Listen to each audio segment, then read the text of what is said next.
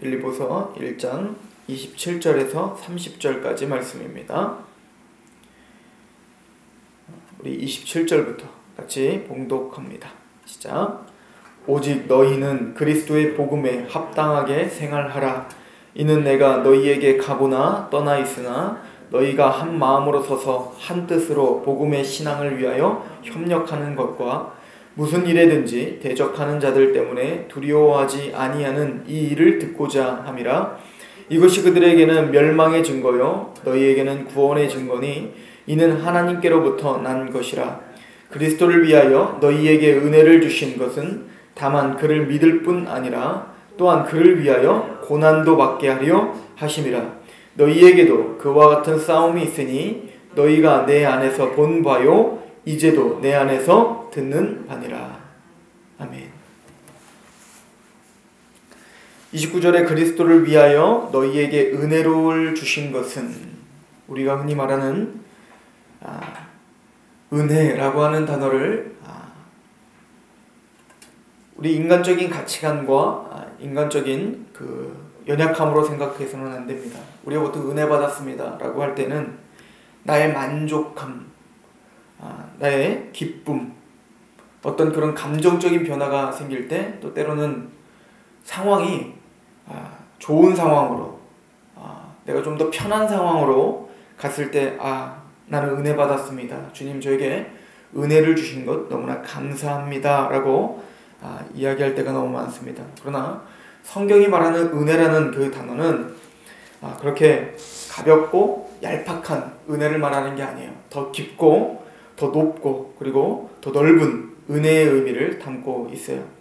특별히 은혜를 말할 때 사도 바울은 오늘 두 가지 은혜를 이야기합니다. 29절에 보면 너에게 은혜를 주신 것은 다만 그를 믿을 뿐 아니라. 첫 번째 은혜는 믿음이에요.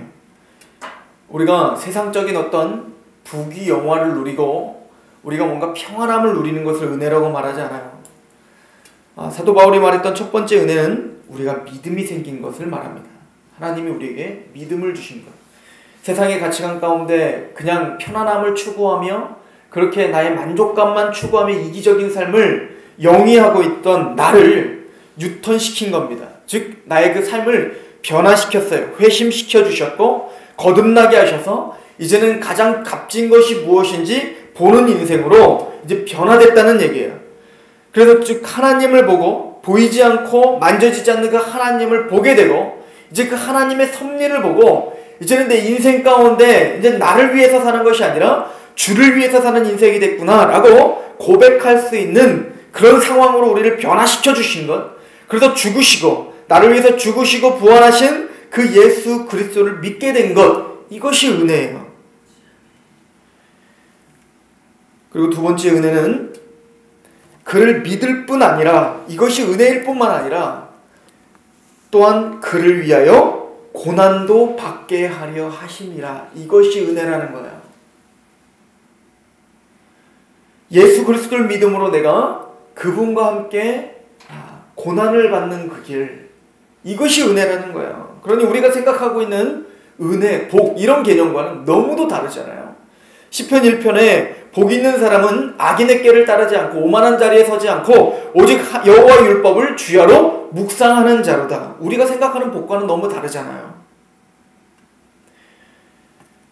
복 있는 사람은 심령이 가난한 사람입니다. 복 있는 사람은 핍박을 받아요. 의를 위하여 핍박을 받아요. 주님이 주시는 은혜는 우리가 감사해야 될 은혜는 우리가 예수님을 믿고 있다는 것. 그리고 예수 그리스도가 걸어가던 그 십자가의 고난의 길을 걸어가고 있는 것. 이게 은혜라는 겁니다. 예수님께서 좁은 문 좁은 길로 가신 것처럼 우리도 좁은 문 좁은 길로 걸어가는 것. 이것이 은혜라는 거예요. 30절 보십시오. 너희에게도 그와 같은 싸움이 있으니 너희가 내 안에서 본 바요 이제도 내 안에서 듣는 바라. 너에게도 그와 같은 싸움이 있다. 이런 싸움이 있다는 거예요. 이런 치열한 은혜를 갈구하고 은혜의 길을 걸어가는 싸움이 있다는 거예요. 복음을 믿고 이제는 우리가 고난의 길을 걸어가는 싸움이 있다는 겁니다. 이 싸움은 첫 번째는 내 안에 일어나는 싸움이겠죠. 나는 끊임없이 이 은혜를 갈망하지 않고 끊임없이 나는 내 소욕을 갈망하고 나의 어떤 이기적임을 채우기 위한 나의 이 육체에 강한 소욕이 있단 말입니다. 성경에서 이걸 옛사람의 구습의 옛사람이라고 말하고 또 때로는 육체의 소욕이라고도 말하고 이것은 사탄의 길이라고도 이야기하고 있는 그 싸움이 우리에게 있는 겁니다. 두 번째 싸움은 외부적인 싸움입니다. 외부에서 끊임없이 우리는 그 고난의 길을 걸어가지 못하도록 회유하고 있어요. 그게 물질일 수 있고 그게 권력일 수 있고 그게 여러 사람들일 수 있고 상황일 수 있어요. 너희에게도 그와 같은 싸움이 있으니 너희가 내 안에서 본 바요. 즉 뭔 말입니까? 사도 바울의 그 삶을 통해서 배우라는 겁니다. 지금 어떤 상황이라고 말했습니까? 사도 바울이 복음을 전파하다. 복음을 전파한 이유가 뭡니까? 은혜를 받아 예수님을 알게 됐기 때문에 다메섹 도상에서 예수님을 만났어요. 눈을 떴다고요. 그렇게 자기가 죽이려고 했던 예수 그리스도 그분이 자기의 구원자구나. 그분이 하나님이구나. 이걸 깨달은 거예요. 이게 은혜였죠. 그래서 사도 바울은 은혜가 뭔 줄 아는 거예요. 죄인의 괴수였던 나를, 예수 그리스도를 믿었던 자들을 잡아 죽였던 나를 하나님이 전혀 내가 하나님 앞에 뭔가 잘한 것도 없는데 내가 구원받은 것, 이것이 은혜라는 걸 아는 거예요. 그리고 나 같은 자를 이방을 위한 사도로 세워주셔서 오늘 돌을 맞게 하고 오늘 죽을 고비를 몇 번이나 넘게 하시는 그 은혜를 알게 된 거예요. 하나님의 일에 내가 동참하고 있구나. 그리고 오늘 빌립보 감옥에 갇힌 거예요. 복음을 전파하다 빌립보 감옥에 갇힌 거예요. 이제 언제 죽을지 모르는 상황이에요.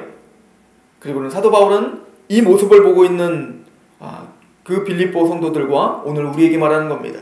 너희에게도 그와 같은 싸움이 있으니 너희가 내 안에서 본 바요. 즉 사도 바울이 살아갔던 그 모습이 보이느냐는 거죠. 이제도 내 안에서 듣는 바니라. 지금도 들려오는 사도 바울이 그 삶의 그 여정, 우리는 성경을 통해서 듣고 있지 않습니까?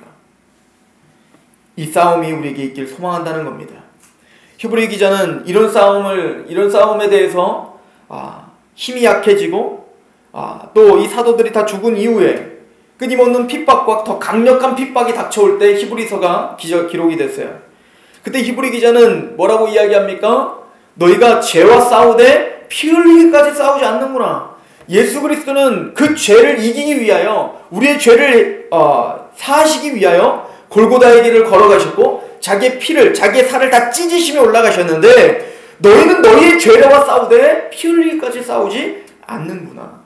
사도 바울은 이 복음과 이 은혜를 전파하기 위하여 죽음도 맞바꿨는데 너희는 피 흘리기까지 싸우지 않는구나.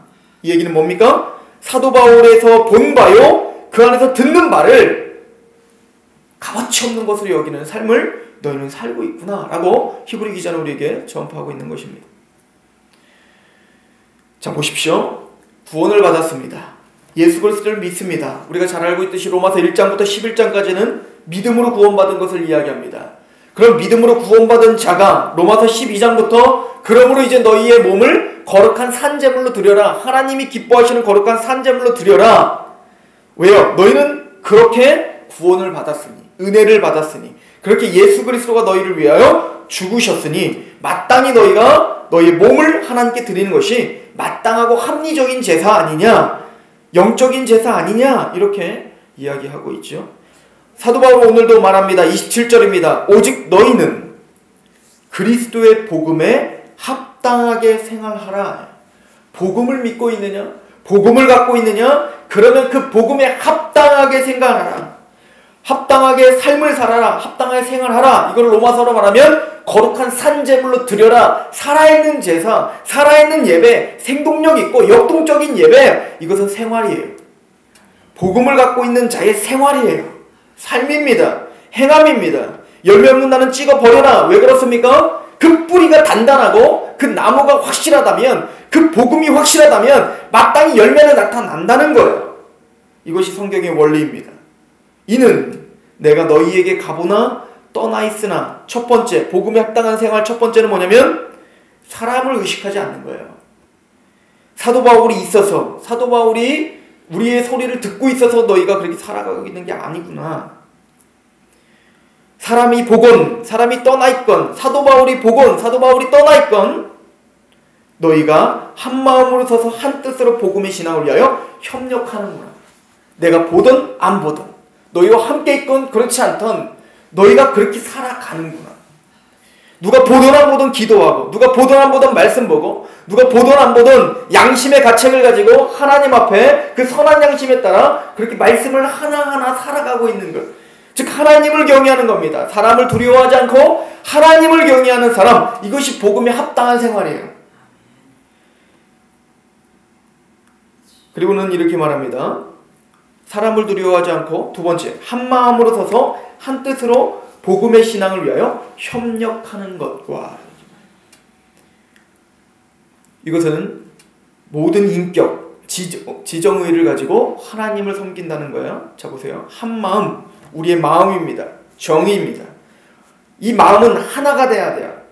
우리 모두가 다, 우리 지체들 한 사람 한 사람이 다 한 마음이 돼 있어야 돼요. 교회라는 곳은. 똑같은 걸 사랑해야 되고, 똑같은 거에 분을 내야 되고, 똑같은 거에 두려워하고, 똑같은 것에 경외하는 마음이 우리 성도들에게 있어야 돼. 이게 복음에 합당한 교회예요. 그리고 두 번째는 한 뜻입니다. 지입니다. 지식적인 거예요. 한 뜻을 세우는 거예요. 똑같은 곳을 바라봐야 돼요. 똑같은 곳에 감격해야 돼요. 똑같은 곳을 같이 이렇게 살겠노라고, 이렇게 감격하겠노라고, 이것을 전하겠노라고, 똑같은 것을 같이 바라보는 한 뜻이 있어야 돼요. 그리고는 의지입니다. 즉 삶이에요. 행동입니다. 이거 뭡니까? 복음의 신앙을 위하여 협력이에요. 실제적인 협력이 일어나야 돼요.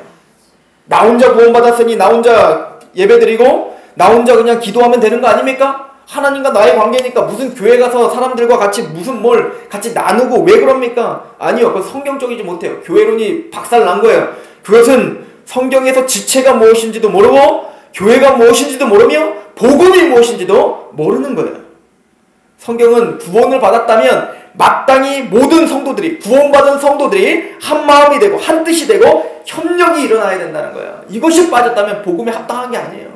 그 사람 구원받았는지 안 받았는지도 우리 의심해 봐야 돼요.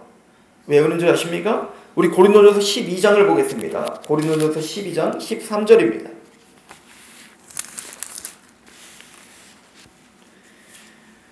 12장 13절 말씀을 보면 고린도전서 신약성경 278페이지입니다. 고린도전서 12장 13절 12절부터 봅니다. 몸은 하나인데 많은 지체가 있고 몸의 지체가 많으나 한 몸인과 같이 그리스도도 그러하니라. 우리가 유대인이나 헬라인이나 종이나 자유인이나 다 한 성령으로 세례를 받아 한 몸이 되었고 또 다 한 성령을 마시게 하셨느니라. 몸은 한 지체뿐만 아니요 여럿이다. 지금 은사에 대한 이야기를 하면서, 즉 자기에게 하나님이 주신 달란트들이 있다는 거예요. 하나님이 우리에게 주신 은사, 재능들이 있다는 거예요. 그 재능들을 가지고, 그 은사를 가지고 교회에서 서로 협력하라는 거예요. 왜 그러냐면 우리가 유대인이나 헬라인이나 종이나 자유인이나 남녀노소 구분 없이 모두가 다 우리는 하나라는 거예요. 아까 봤더니 한 마음, 한 뜻, 그리고 한 복음에 협력하라. 이것을 지금 다시 설명하고 있는 건데, 왜냐하면 우리는 한 성령으로, 한 분 성령으로 세례를 받고 한 몸이 되었기 때문에 그래요. 특별히 고린도전서를 여러분들이 쭉 읽어보면, 고린도전서 10장에 보면 어떤 이야기 나오냐면 10장 1절부터 보면, 형제들아 나는 너희가 알지 않기를 못하기를 원하지 아니하노니 우리 조상들이 다 구름 아래 있고 다 바다 가운데로 지나며 모세에게 속하여 다 구름과 바다에서 세례를 받고 다 같은 신령한 음식을 먹으며 다 같은 신령한 음료를 마셨으니 이는 그들을 따르는 신령한 반석으로부터 마셨음에 그 반석은 곧 그리스도라. 무슨 얘기입니까? 우리는 이스라엘 백성들이 애굽에 있다, 그 애굽의 종살이로 있다, 홍해를 건너고 구원을 받은 사람들 아닙니까? 이 얘기는 우리의 구원의 경험을 이야기하는 거예요. 우리가 죄의 종으로 있었어요. 애굽의 종으로 있었던 것처럼 죄의 종으로 있던 우리를 하나님이 강권적인 은혜로, 약속으로 끄집어내셨어요. 그래서 이스라엘 백성들은 모세에게 속하여 모세를 의지하고 모세를 신뢰하는 마음으로 같이 나갔단 말입니다. 이게 모세를 속하여 함께 구름 아래로 지나갔어요. 그리고 바다를 지났어요. 즉 구름기둥과 불기둥을 그 보호하심을 받으며 그 바다를 건넜습니다. 그 바다는 어떻죠? 그 바로와 이집트의 모든 군사들을 다 집어 삼켰던 바다예요. 즉 하나님의 심판과 하나님의 말씀은 이 모든 세상 사람들 다 집어 삼키고 다 지옥불에 던져질 그 하나님의 말씀 앞에 우리는 구원을 받은 거예요. 구원이죠. 복음입니다. 은혜예요. 2절 보십시오. 모세에게 속하여 다 구름과 바다에서 세례를 받고, 이게 세례입니다. 지금 무슨 얘기입니까? 모세를 신뢰함으로 하나님을 신뢰하여 모세를 붙들고 같이 어떻게 했습니까? 그 홍해를 건넜어요. 함께. 이게 세례라고요. 이게 우리의 영적 세례를 의미하는 거예요. 우리는 예수 그리스도를 의지하여 예수 그리스도께 속하여 우리는 뭡니까? 예수님이 십자가에 죽으셨을 때 함께 죽고 예수님이 부활하셨을 때 우리는 같이 부활했어요. 이게 영적 세례입니다. 세례를 받고 다 같은 신령한 음식을 먹으며 다 같은 신령한 음료를 마셨으니 그건 뭐예요? 반석이신 그리스도에게서부터 나온 가치. 이스라엘 백성들은 다른 음식 먹을 수 없었어요. 물통 차고 다니면서 다른 음료를 마실 수 없었고 다른 밥을 먹을 수 없었어요. 자기가 뭐 먹고 싶은 거 농사지어서 먹을 수 없었다고요. 하나님이 주시는 만나와 메추라기와 오직 반석이 나오는 물만 먹었다고요. 이게 뭐죠? 한 모세를 통하여 그리고 같은 것을 먹고 같은 것을 마셨다고요. 이게 우리라는 겁니다. 우리는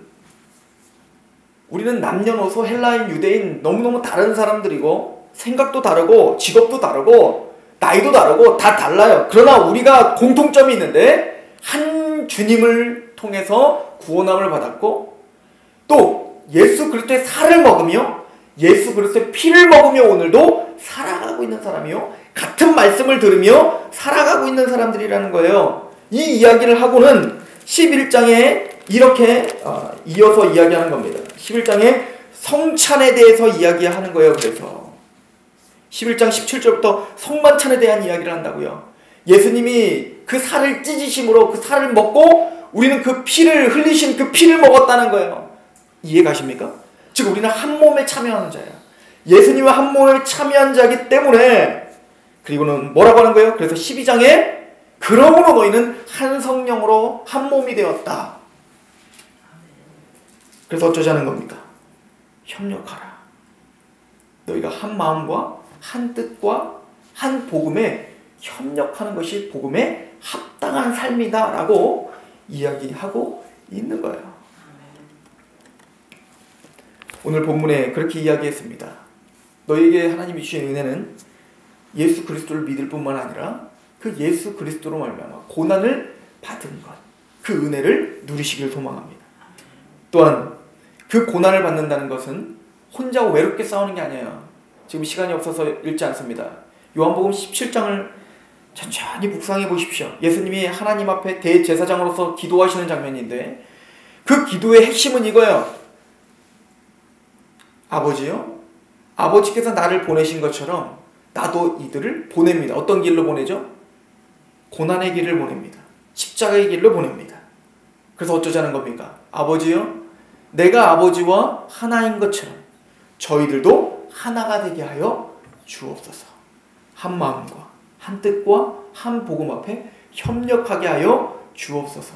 왜요? 그들은 나를 보고 나를 믿을 뿐만 아니라 나의 십자가의 길을, 자기 십자가를 지고 오늘도 따라오는 자들입니다.